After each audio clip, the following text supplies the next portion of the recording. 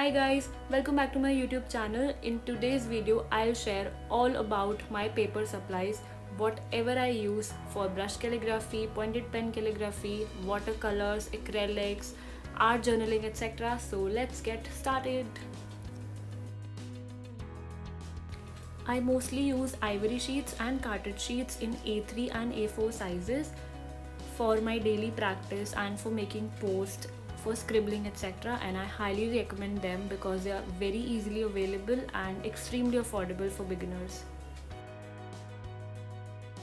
Ivory sheets and cartridge sheets are also available in form of sketchbooks, so they become a very reliable option to opt for.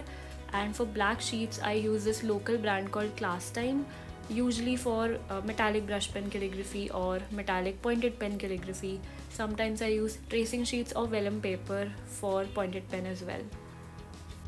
Now comes the game changer for making proper artworks: watercolor paper.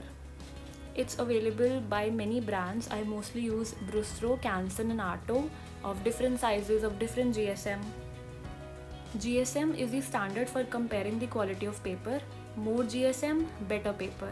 For normal calligraphy you can use 150 GSM, and for proper watercolor artworks you can use 300 GSM, hot pressed or cold pressed. Now hot pressed means it has a smooth surface, smooth finish, and it takes more time to work on because it's less absorbent. And cold pressed has a bumpy sort of texture and it is more absorbent, and the surface is less rich in terms of color. This is probably my only A4 sketchbook. I prefer sketchbooks of almost 120 or higher GSM. This is my black sketchbook, 150 GSM plus. I use it for pointed pen calligraphy and it works great with metallics. Now this is one sketchbook that I recently got in A5 size, again 120 GSM plus, and I'm hoping to work on it. It looks promising to me. Now for journals, I've never really got a typical journal. I use any diary which can handle mixed media, which has thick paper, which can absorb water. I can paste stuff on it, I can do brush calligraphy on it, and what I like about this paper is that it's suitable for calligraphy and I can paste watercolor paper on top of them. So I don't really have to go for a typical watercolor journal which will be expensive for me. I can simply paste loose sheets on top of it. This is another example of a bullet journal, or you can call it a dotted journal. You can see that I've pasted a watercolor sheet on it, and on the other hand I've done simple brush calligraphy with blending, and it works well for me. Now the best part about these dotted journals is that they can also take light watercolor washes.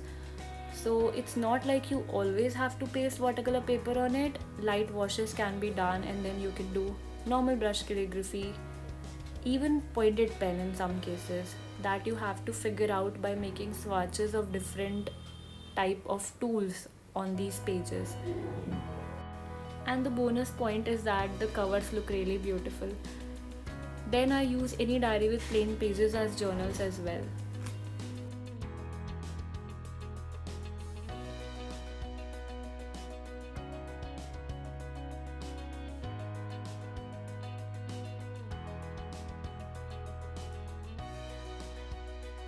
One thing I did was get 100 GSM smooth paper, spiral binded, with a cover of my choice designed by me, into these notebooks, and I use them for scribbling.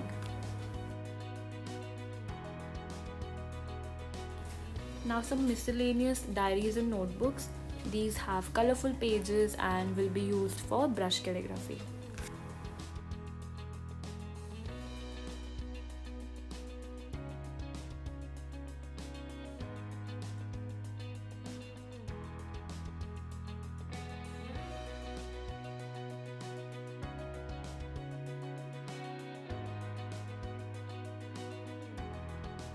Sometimes craft paper also makes for a very good background for doing brush calligraphy or pointed pen calligraphy, depending on the quality of the paper being used.